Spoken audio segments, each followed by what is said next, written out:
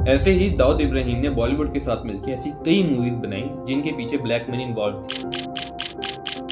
दाऊद को तो कई बार बॉलीवुड एक्टर्स के साथ दुबई के अंदर यार्ड्स पे और प्राइवेट होटल्स में पार्टी करते हुए देखा गया है। अब यहाँ पे एक नोटेबल केस 2000 के इंडियन प्रीमियर लीग के मैचेस हैं जहाँ पे दाऊद ने इलीजिटली क्रिकेटर्स और बॉलर्स को पैसे दिए थे कि आप लोगों ने हारना है या अपनी परफॉर्मेंस को लो करना है।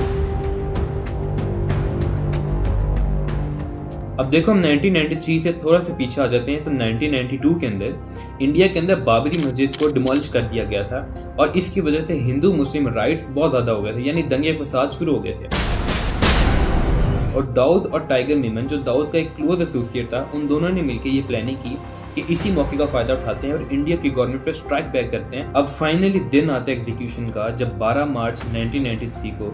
लगातार 2 घंटे के लिए पूरे मुंबई के अंदर बॉम्बिंग्स होती हैं और इतनी बॉम्बिंग्स होती हैं कि जिन जगहों को इन्होंने टारगेट किया था वो सारे मिट्टी के ढेर बन जाते हैं।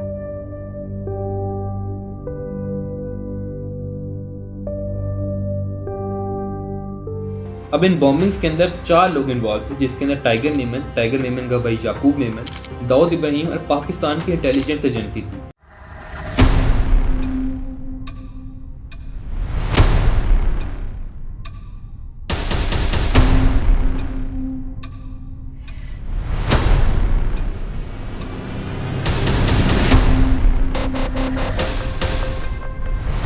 दाऊद इब्राहिम की पैदाइश दिसंबर 26, 1955 इंडिया के एक छोटे से इलाका बाइकला में हुई और दाऊद के फादर इब्राहिम कास्कर एक पुलिस ऑफिसर थे। दाऊद की अर्ली एजुकेशन बाइकला से तकरीबन 1 घंटा दूर डोंगरी नाम के गांव में एक लोकल पब्लिक स्कूल में हुई, but due to financial struggles उसको वो स्कूल छोड़ना पड़ा। और उसके बाद जब उसने एजुकेशन छोड़ दी तो उसने वर्क लाइफ में जंप इन किया और जब वो प्रैक्टिकल लाइफ में आया और इसने दुनिया की हार्श रियलिटीज को फेस किया तो दाऊद को इस चीज का आइडिया हुआ कि इस दुनिया में जीने के लिए पैसा बहुत जरूरी है। अब जैसे जैसे दाऊद वर्क लाइफ में काम कर रहा था तो उस टाइम बाइकला के अंदर काफी नए गैंग्स बन रहे थे, जैसे कि हाजी मस्तान, खान लाला, सलेमान मिर्जा। ये ऐसे गैंग्स थे जो छोटी मोटी चोरियां करते रहते थे या छोटे मोटे स्कैम करते थे और दाऊद का भी रुझान इनकी तरफ होता गया। अब दाऊद ने इनमें से हाजी मस्तान की गैंग ज्वाइन कर ली और हाजी मस्तान उस टाइम का सबसे इन्फ्लुएंशियल और पावरफुल गैंगस्टर था और दाऊद को पर्सनली हाजी मस्तान ने ट्रेन किया। अब कुछ अर्सा ट्रेनिंग के बाद दाऊद ने अपना क्रिमिनल कैरियर स्टार्ट किया हाजी मस्तान के नीचे और छोटी मोटी चोरियां और स्कैम करता रहा, जैसे कि रेलवे स्टेशन या किसी भी रश वाले इलाके में लोगों की जेब काट लेना या छोटी मोटी चोरियां कर लेना। और इसी तरह चंद साल गुजरे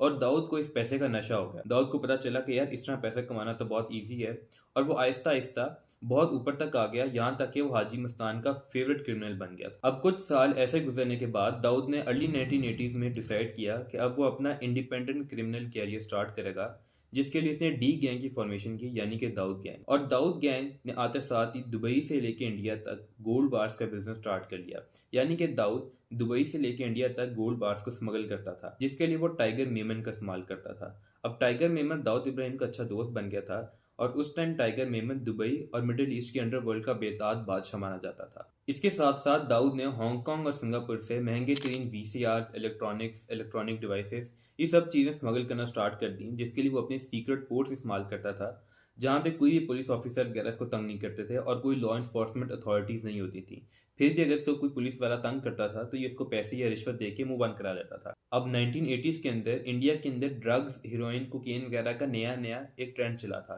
बट ये चीजें इतनी अवेलेबल नहीं होती थी ब्लैक मार्केट में। इसी का फायदा उठाते हुए दाऊद ने पाकिस्तान और अफगानिस्तान से बहुत ज़्यादा तादाद में हीरोइन, कोकेन और इस तरह के जितने भी ड्रग्स होते हैं ये इंपोर्ट करना स्टार्ट किए, यानी कि स्मगल किए, और इससे इंडिया की यूथ पे एक बहुत बुरा इन्फ्लुएंस जाना स्टार्ट हो गया। अब काफ़ी साल तक ऐसे ही चलता रहा और दाऊद ये सारे इलीगल बिजनेसेस करता रहा, बट लेट 1980s के अंदर दाऊद ने टेररिज्म की स्टेप इन किया और इंडिया के अंदर फेक कंसाइनमेंट्स का इस्तेमाल करते हुए सारे असले यानी कि AK-47, क्लाशनकॉफ, ग्रेनेड्स और एक्सप्लोजिव को इंपोर्ट करना यानी स्मगल करना स्टार्ट कर दिया। अब जिन लोगों को नहीं पता मैं बताता चलूँ, फेक कंसाइनमेंट्स उनको कहते हैं जो कार्टन या बॉक्स और इस पे लेबल यही बताता है कि अंदर जो प्रोडक्ट है या गुड है वो लीगल है, बट ओरिजिनली इसके अंदर वेपन्स होते थे। और इस चीज़ को बॉर्डर चेकिंग से पास कराने के लिए दाऊद ने भारी रिश्वत दे रखी थी बॉर्डर पेट्रोल को, जो गवर्नमेंट को नहीं पता था, बट वहाँ पे हर बंदे को पैसे दिए हुए थे ताकि उसके सारे वेपन्स इजीली पोर्ट से अंदर आ सकें। अब जाहिर सी बात है इन सब बिजनेसेस में डील करने के लिए पैसा बहुत ज़्यादा इन्वॉल्व होता है और पैसे की डील या transactions Dawood Ibrahim legally bank के थ्रू नहीं कर सकता था। उसके लिए इस्तेमाल करता था हुंडी हवाला का। अब जिन लोगों को नहीं पता, हुंडी हवाला बेसिकली होता है जिसके अंदर ब्लैक मनी को पूरी दुनिया में किसी भी तरह से आप ट्रांसफर करवा सकते हैं। अब मैं आप लोगों को एग्जांपल से बताता हूँ कि हुंडी हवाला होता क्या है। फॉर एग्जांपल, मैं अमेरिका में हूँ और मैंने अमेरिका से पाकिस्तान ब्लैक मनी भेजनी है। उसके लिए मैं करूँगा ये कि मैं अमेरिका में किसी भी हवाला एजेंट के पास जाऊँगा, उसको जाकर मैं कैश में अपनी ब्लैक मनी दे दूंगा और ये कह दूंगा कि पाकिस्तान में फलाने बंदे को ये पैसे दे देना, इसको कन्वर्ट करके, और उसमें से हवाला एजेंट अपना काफ़ी बड़ा कट ले लेगा। अब मेरी इसमें सर दर्द कोई भी नहीं है, हवाला एजेंट पे डिपेंड करता है वो किस तरह अमेरिका से लेके पाकिस्तान तक वो पैसे पहुंचाए। बट वो पैसे जो हैं वो पाकिस्तान तक जिस बंदे का मैंने नाम बताया उसको वो पैसे मिल जाएंगे। तो इस तरह दाऊद इब्राहिम भी ब्लैक मनी पूरी दुनिया में जहाँ से भी वो अपने सामान मंगवाता था, स्मगल करवाता था, सिंगापुर, हांगकांग, पाकिस्तान, अफगानिस्तान, वहाँ पे हुंडी हवाला के थ्रू वो पैसे भेजता था। इसी सब के चलते दाऊद इब्राहिम ने अपना इंडिपेंडेंट क्रिमिनल कैरियर 1980 में स्टार्ट किया था और 1990 तक यानी 10 सालों में दाऊद इब्राहिम इंडिया का सबसे रिचेस्ट और सबसे पावरफुल गैंगस्टर बन चुका था। यानी जिन लोगों से इसने ये काम सीखा था ये उनको भी पीछे छोड़ चुका था। अब 1990s में एक बहुत इंटरेस्टिंग चीज होती है जहां पे दाऊद बॉलीवुड का इस्तेमाल करके अपनी ब्लैक मनी वाइट करता था। अब आप लोग सोचोगे कि यार हाउ इज दिस पॉसिबल कि बॉलीवुड का इस्तेमाल करके अपनी ब्लैक मनी को वाइट किया जाए। तो दाऊद एक बहुत बड़ा मास्टरमाइंड था। दाऊद बेसिकली करता ये था कि वो उन प्रोड्यूसर्स के पास जाता था जिनके पास एक अच्छी मूवी का आइडिया तो था बट मूवी बनाने के पैसे नहीं थे, तो वो उनको अपनी ब्लैक मनी देता था और प्रोड्यूसर्स उस ब्लैक मनी का इस्तेमाल करके मूवी बनाते थे और इन द एंड वो सारे मूवी के राइट्स दाऊद को ट्रांसफर कर देते थे और फिर दाऊद की कंपनी डी गैंग वो सारी मूवी की कैसेट्स और सारी मूवी की डिस्ट्रीब्यूशन छोटे छोटे सिनेमाज में करती थी और उनसे व्हाइट मनी रिसीव कर लेती थी। तो बेसिकली ब्लैक मनी से बनाई गई मूवी उनको बॉक्स ऑफिस से सारा व्हाइट मनी कैश में देती थी। और सिर्फ यही नहीं बल्कि जो फिल्म मेकर्स और प्रोड्यूसर्स दाऊद से पैसा लेते थे उनको दाऊद की हर बात माननी पड़ती थी। यानी दाऊद के ही वो दोस्तों को फिल्म में कास्ट करते थे, वहां पे बहुत फेवरेटिज्म होती थी और कोई भी ऐसा सीन जो दाऊद को पसंद हो वो ऐड भी हो सकता था और मूवी से डिलीट भी हो सकता था। ऐसे ही दाऊद इब्राहिम ने बॉलीवुड के साथ मिलकर ऐसी कई मूवीज बनाई जिनके पीछे ब्लैक मनी इन्वॉल्व थी, जिनमें 3 कई फेमस मूवीज आती हैं जिसमें छालिया, सनम बेवफा और सर मूवी है। दाऊद को तो कई बार बॉलीवुड एक्टर्स के साथ दुबई के अंदर यार्ड्स पे और प्राइवेट होटल्स में पार्टी करते भी देखा गया है और कुछ रिपोर्ट तो ये भी बताती हैं कि दाऊद फोर्स करता था कुछ एक्ट्रेसेस को कि वो उसके साथ पार्टी करें और होटल्स में जाके एंजॉय करें। अब जैसे जैसे दाऊद के इलीगल बिजनेसेस बढ़ते जा रहे थे वैसे वैसे दाऊद का नेटवर्क भी बढ़ता जा रहा था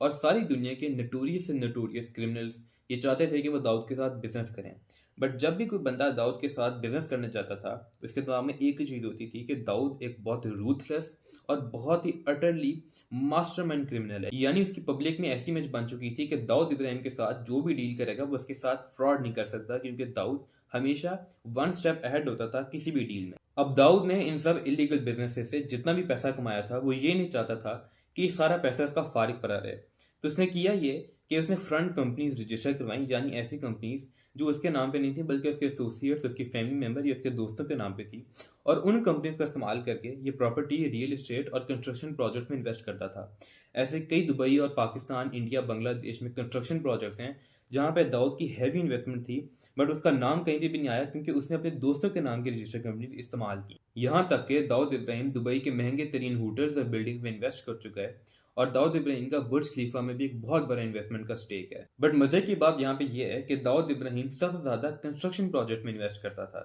और ऐसे कंस्ट्रक्शन प्रोजेक्ट्स जो दरमियान में रुके होते थे क्योंकि उनके ओनर्स के पास उस प्रोजेक्ट को कंप्लीट करने के पैसे नहीं होते थे। तो दाऊद इब्राहिम इसी अपॉर्चुनिटी को इनकैश करता था, वो उन ओनर्स को अपनी ब्लैक मनी की इन्वेस्टमेंट देता था और वो ओनर्स इस बिल्डिंग को कंप्लीट करते थे और जैसे वो बिल्डिंग कंप्लीट होती थी तो जो दाऊद का शेयर्स बिल्डिंग में होता था वो हाई प्रोफाइल बिजनेसमैन, पॉलिटिशियंस या उन्हीं बॉलीवुड एक्टर्स जिनके साथ उसने मूवीज डायरेक्ट की होती थी और वो उनके दोस्त होते थे ये उनको सेल कर देता था। तो बेसिकली यहाँ पे दाऊद अपने नेटवर्क को लेवरेज कर रहा था ब्लैक मनी को व्हाइट में कन्वर्ट करने के लिए। इसी के साथ दाऊद इब्राहिम फेक कंपनीज और ऑफशोर अकाउंट्स का इस्तेमाल करता था अपने सारा हार्ड कैश मनी को बैंक में डिपॉजिट करने के लिए। अब देखो किसी भी कंट्री के बैंक में अकाउंट ओपन करवाने के लिए ये जरूरी है कि आपके पास एक लेजिटिमेट लुकिंग बिजनेस हो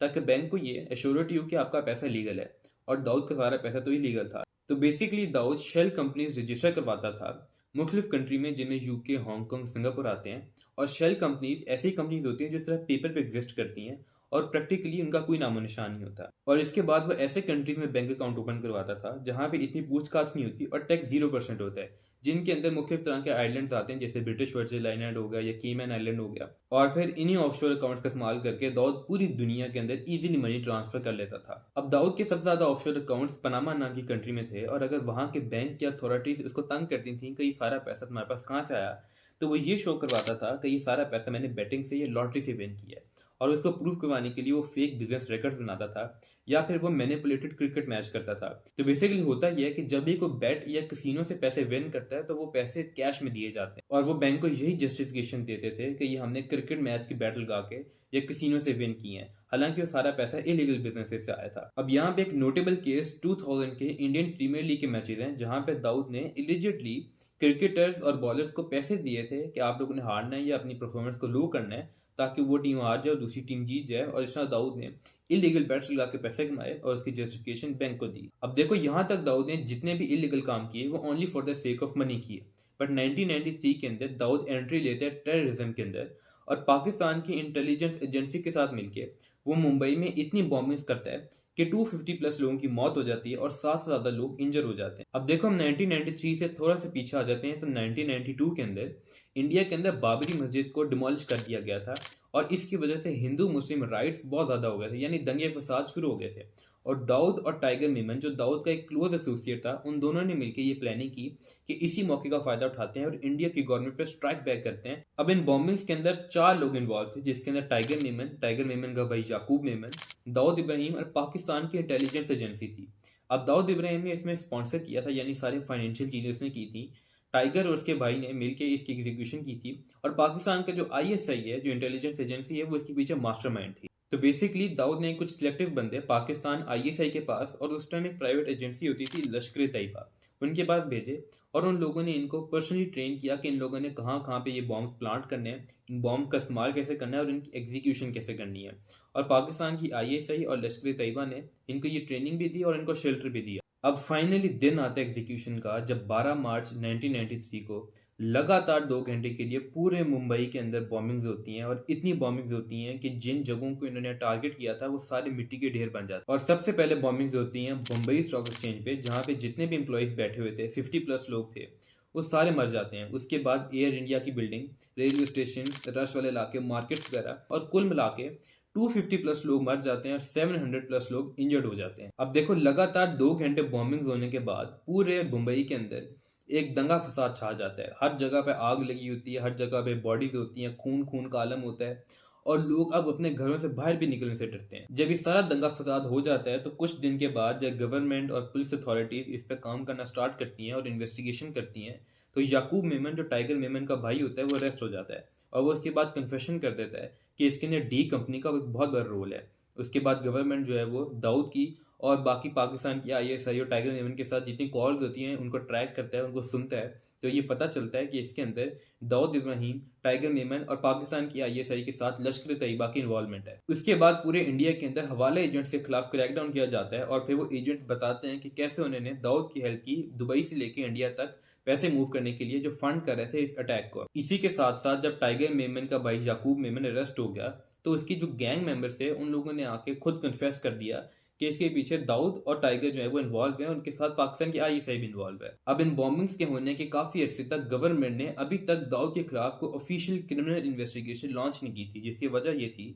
कि दाऊद ने इन बॉम्बिंग्स को करने से पहले ही बड़े बड़े ऑफिसर्स को पैसे दे रखे थे ताकि उनके मुंह बंद हो जाएं और वो फाइल को क्लोज कर दें। बट जब ये चीजें न्यूज पे आना स्टार्ट हुई, जब पब्लिक को पता चला और जब गवर्नमेंट को इस पे फाइनली नोटिस लेना पड़ा, अब जैसे ही दाऊद के खिलाफ अरेस्ट वारंट लॉन्च होता है, उसके चंद मिनटों बाद दाऊद मुंबई छोड़ के किसी दूसरे शहर चला जाता है, क्योंकि अगर वो मुंबई एयरपोर्ट से फ्लाइट लेता तो वहां पे वो पकड़ा जाता, क्योंकि बॉर्डर इमिग्रेशन जो है या जो फ्लाइट इमिग्रेशन होती है, वो ऑफिसर्स को भी ये खबर मिल चुकी थी कि अब दाऊद इब्राहिम को मुल्क से बाहर नहीं जाने देना। तो वो किसी दूसरे शहर जाता है जहाँ पे क्रैकडाउन जरा हल्का होता है, और वहां से वो दुबई की फ्लाइट लेता है, और फिर दुबई के वाया वो पाकिस्तान आ जाता है, कराची। और इस तरह दाऊद मुंबई छोड़ के पाकिस्तान फ्ली कर जाता है, और फिर यहाँ पे आके उसको शेल्टर देती है पाकिस्तान की इंटेलिजेंस एजेंसी। अब दाऊद तो इंडिया छोड़कर पाकिस्तान आ जाता है, बट पीछे मुंबई में बहुत ज्यादा दंगे फसाद शुरू हो जाते हैं। हर जगह पर आग लगी होती है, मिट्टी के ढेर होते हैं, कोई किसी की बात सुन नहीं रहा होता है। तो ये चीज गवर्नमेंट को बहुत अफेक्ट करती है, और इसी के साथ साथ इकोनॉमिक जो है प्रॉब्लम बहुत हो जाती है, क्योंकि बम्बई स्टॉक एक्सचेंज के अंदर जो बॉम्बिंग्स होती हैं और उसकी वजह से स्टॉक मार्केट क्रैश कर जाती है बहुत बुरे तरीके से, और फिर बहुत साल लग जाते हैं इस चीज़ को रिकवर होने में। अब जैसे ही दाऊद इब्राहिम के खिलाफ एक अरेस्ट वारंट लॉन्च होता है और दाऊद को इस बात का पता चलता है, तो वो अपने मुंबई वाले घर को छोड़ता है और वो किसी दूसरे शहर जाके फ्लाइट लेता है, क्योंकि अगर वो मुंबई के एयरपोर्ट से फ्लाइट लेता तो वहां के जो पुलिस ऑफिसर थे उनको तो पता था कि पूरे मुंबई में इसके खिलाफ अरेस्ट वारंट लॉन्च हो चुका है, तो वो उसको वहीं से अरेस्ट कर लेते। तो इसलिए वो किसी दूसरे शहर गया और वहां से उसने दुबई की फ्लाइट लिया, फिर दुबई से वो पाकिस्तान आ गया और वो पाकिस्तान में आके आईएसआई के अंडर उसने शेल्टर लिया और वो कराची में क्लिफ्टन में एक मेंशन में रहना स्टार्ट कर दिया उसने। अब जब पुलिस वाले दाऊद इब्राहिम के मुंबई वाले घर पहुंचते हैं, कुछ मिनटों के अंदर वो पहुंच जाते हैं पुलिस स्टेशन वाले, तो वो देखते हैं कि मुंबई वाले घर के अंदर उसकी सिक्योरिटी है, उसके घर वाले हैं, बट दाऊद इब्राहिम खुद वहां पे नहीं है। और वो जिस कमरे में रहता था उस कमरे का एसी ऑन था और एक सिगार था जो चल रहा था और वहां पे वो पड़ा हुआ था, वो लिट था। तो इससे ये पता चलता है कि दाऊद को कुछ चंद मिनट हुए हैं इस घर को छोड़े हुए। अब जैसे ही इंडिया की गवर्नमेंट को इस चीज की खबर मिलती है कि दाऊद तो मुल्क छोड़कर भाग चुका है, वो पाकिस्तान में है, तो वो रॉ और उनकी जो सीबीआई एजेंसी इंटेलिजेंस की, वो उसकी एक टीम बनाती है जो स्पेशली इसलिए बनाई गई है कि वो दाऊद को ट्रैक डाउन करें। इसके साथ साथ अब दाऊद के पीछे इंटरनेशनल एजेंसीज भी लग चुकी हैं, जिसमें यूरोप की सबसे बड़ी एजेंसी इंटरपोल होती है, जो दाऊद के खिलाफ एक रेड कॉर्नर नोटिस जो है वो लॉन्च कर देती है। और इसका मतलब ये है कि दाऊद अब एक इंटरनेशनली वांटेड क्रिमिनल है। और इसी के चलते कुछ सालों बाद 2003 में अमेरिका भी इसमें जंप इन करता है और उनकी जो एजेंसीज हैं एफबीआई और सीआईए, जो दुनिया की सबसे बड़ी इंटेलिजेंस एजेंसीज हैं, वो भी दाऊद इब्राहिम के खिलाफ नोटिस जारी करती हैं और इसको अपनी वॉच लिस्ट पे ले लेती है। इसके बाद यूनाइटेड नेशंस काउंसिल अकाम मुत्तहिदा जो है वो दाऊद इब्राहिम को टॉप वांटेड टेररिस्ट की लिस्ट में ऐड कर देती है और इसके जितने नोन एसेट्स होते हैं उनको फ्रीज कर देती है। अब जब अमेरिका इसमें जंप इन करता है और जो उनकी यूएस की ट्रेजरी डिपार्टमेंट है वो इसके ऊपर पूरी केस स्टडी बनाती है कि दाऊद के कितने इलीगल बिजनेसेस थे और इससे कितना पैसा कमाया गया, तो पता ये चलता है कि दाऊद ने इन 10-12 साल में बिलियंस ऑफ डॉलर्स का कारोबार किया और इन सब पैसों को रियल एस्टेट और इस तरह की चीजों में इन्वेस्ट करता गया। अब देखो, ऐसा नहीं है कि ये दुनिया की जो बड़ी बड़ी एजेंसीज हैं ये कुछ कर नहीं पा रही थी, इन्होंने बहुत कुछ करने की कोशिश की। इन्होंने दाऊद के खिलाफ सर्च वारंट भी लॉन्च की है और जब ये पाकिस्तान में एंटर होने लगे तो पाकिस्तान की आईएसआई ने स्ट्रिक्ट नोटिस दे दिया कि दाऊद तुम्हारे पास है नहीं, और वो इस चीज से डिनाई करते थे कि हमने दाऊद को शेल्टर दिया हुआ है। बट जब इन्हीं एजेंसीज के जो सिविल सर्वेंट्स थे, यानी जो अंडर कवर एजेंट होते हैं, वो जब पाकिस्तान गए और वो सिविल कपड़ों में होते हैं, उनका पता नहीं चलता कि एजेंट हैं, उन्होंने अपनी आंखों से देखा दाऊद इब्राहिम को खुलेआम कराची में फिरते हुए। यहाँ तक कि जब एक दफा इंडिया की एजेंसीज ने दाऊद इब्राहिम की एग्जैक्ट लोकेशन और एग्जैक्ट एड्रेस निकाल लिया था और जब वो इन्फॉर्मेशन उन्होंने पाकिस्तान की आईएसआई को दी और ये कहा कि यहाँ पे रेड करो और ये बंदा हमारे हवाले करो, तो पाकिस्तान की इंटेलिजेंस एजेंसी ने इस बात से डिनाई कर दिया कि दाऊद तो हमारे पास है ही नहीं। देखो, अब तक दाऊद इब्राहिम के पिछले जितने भी इलीगल बिजनेसेस थे वो सारे बंद हो चुके थे, जिसमें इंडिया में वो ड्रग्स का बिजनेस करता था या इलेक्ट्रॉनिक्स का करता था, वो कम्प्लीटली क्लोज थे। उनके जो डीलर्स थे, ये एयरलाइंस थे, वो या तो भाग चुके थे या अरेस्ट हो चुके थे। बट टाइगर मेमन अभी भी जिंदा था और जैसे मैंने पहले आपको बताया था कि टाइगर मेमन मिडिल ईस्ट और दुबई का बेताज बादशाह माना जाता था, तो उसने इसी अपॉर्चुनिटी को इनकैश करते हुए जो बिजनेस पहले वो इंडिया में करता था अब पाकिस्तान में करना शुरू हो गया। तो बेसिकली वो करता ये था कि बलूचिस्तान के कुछ कार्टल्स जो थे उनकी मदद के मुताबिक वो दुबई से पाकिस्तान में गोल्ड स्मगल करवाता था और जब यहाँ पे गोल्ड पहुंच जाता था तो उसको वो स्टोर कर लेता था और जब वो काफ़ी ज़्यादा स्टोर करता था तो उससे मार्केट में शॉर्टेज हो जाती थी, जिसकी वजह से जो प्राइसेस हैं वो काफ़ी बढ़ जाती थी। और जब प्राइसेस अपने अरूज को पहुंच जाती थी वहां पे दाऊद इब्राहिम आहिस्ता आहिस्ता जो गोल्ड है उसको रिलीज करता था, सेल करता था, जिससे उसको भारी प्रॉफिट होता था। बट उसकी वजह से आज तक पाकिस्तान में गोल्ड की प्राइसेस अनकंट्रोलेबल रही हैं। देखो, अगर आज के डॉलर प्राइस के मुताबिक देखा जाए तो 1993 में जो गोल्ड की प्राइस थी वो $5 से $6 थी, बट आज के ज़माने में गोल्ड की प्राइस जो है वो $1000 से $1200 हो चुकी है, जिसका मतलब ये है कि पर तोला सोना कई सौ गुना बढ़ चुका है, जिसके पीछे दाऊद इब्राहिम का बहुत बड़ा हाथ है क्योंकि उसने मार्केट में शॉर्टेज क्रिएट की, ऊपर जब सोने की प्राइस जाती थी वहां भी बेच देता था। जो ये सीक्वेंस बन चुका था ये आज तक नहीं टूट पाया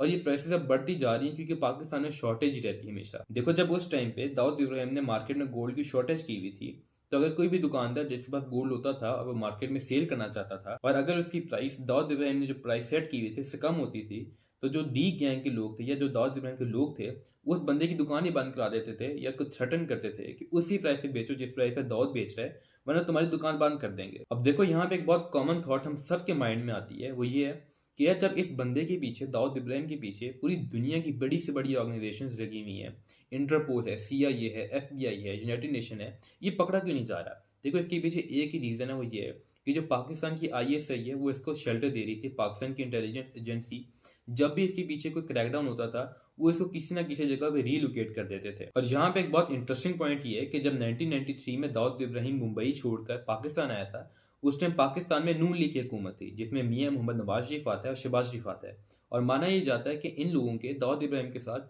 कुछ म्यूचुअल बेनिफिट थे जिसकी वजह से इन्होंने आईएसआई का इस्तेमाल करके दाऊद इब्राहिम को पाकिस्तान में स्टे दिया हुआ था, शेल्टर दिया हुआ था। तो ये बात तो क्लियर है कि दाऊद इब्राहिम को पाकिस्तान में नवाज शरीफ ने शेल्टर इसलिए दिया था ताकि इन रिटर्न वो उसे कुछ इलेक्शन में पैसे लगवा सके, कंपेन करवा सके, या जो अपने टेररिज्म की काम है वो करवा सके। और कुछ रिपोर्ट तो ये भी कहती हैं कि दाऊद इब्राहिम के डायरेक्ट रिलेशन थे अलकायदा के साथ और लश्कर तैयबा के साथ, और वो पूरी दुनिया में उनके थ्रू टेररिज्म करवाता था, टेररिस्ट अटैक्स करवाता था, और अपने बिजनेसेस के अंदर जहां पे भी उसके एयरलाइंस को जरूरत होती थी ये उनको फंड करता था ताकि वो असला खरीद के किसी भी मुल्क में हमला कर सके। देखो, दाऊद इब्राहिम का जो इंटरनेशनल ट्रैवल है वो बेशक यूनाइटेड नेशन काउंसिल यानी कौम मुत्तहिदा ने बैन किया हुआ था, फिर भी ये दूसरे मुल्कों में फिरता रहता था, जिसके पीछे पाकिस्तान की आईएसआई का एक बहुत सोफिस्टिकेटेड तरीका था इसके फेक पासपोर्ट्स और आइडेंटिटीज बनाना, इस तरीके से कि दुनिया की बड़ी से बड़ी ऑर्गेनाइजेशन भी इसको पकड़ ना पाए। इसी के साथ दाऊद इब्राहिम का जो पब्लिक प्रोफाइल है वो काफी लो रहा है। दाऊद इब्राहिम की कोई पब्लिक प्रेजेंस हमें देखने को नहीं मिली, और जो इसकी फैमिली है वो एग्जाइल में रहती है किसी और मुल्क में।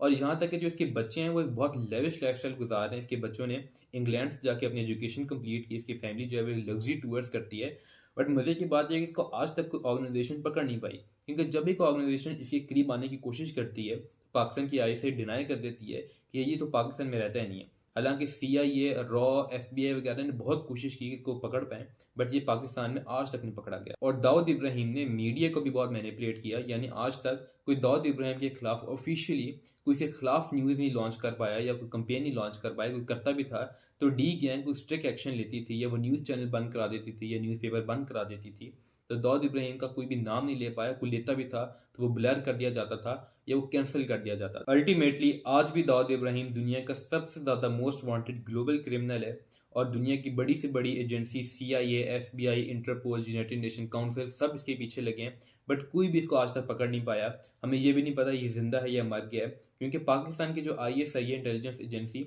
इनका शुरू से एक तरीका रहा है कि ये बंदे से काम करवा लेते हैं और बाद में इसको खुद साइलेंटली मार देते हैं। But this is a conspiracy theory, हमें ऑफिशियली कुछ नहीं पता। मैं पूरी उम्मीद हूँ कि आप लोगों को ये आज की डॉक्यूमेंट्री पसंद आई होगी। अगर आप लोगों को ये आज की वीडियो पसंद आई तो इस वीडियो को लाइक करें, चैनल को सब्सक्राइब करें। इस चैनल को सपोर्ट करने का एक ही तरीका है कि आप लोग इस चैनल को सब्सक्राइब करें। कमेंट्स में अपनी राय दें कि आप लोगों को ये आज की डॉक्यूमेंट्री कैसे लगी। अगर आप इसमें कोई पॉइंट ऐड करना चाहते हैं या मुझे करेक्ट करना चाहते हैं, you are free to tell in the comments. मिलता हूँ किसी अगली वीडियो में, तब तक के लिए अल्लाह हाफिज़।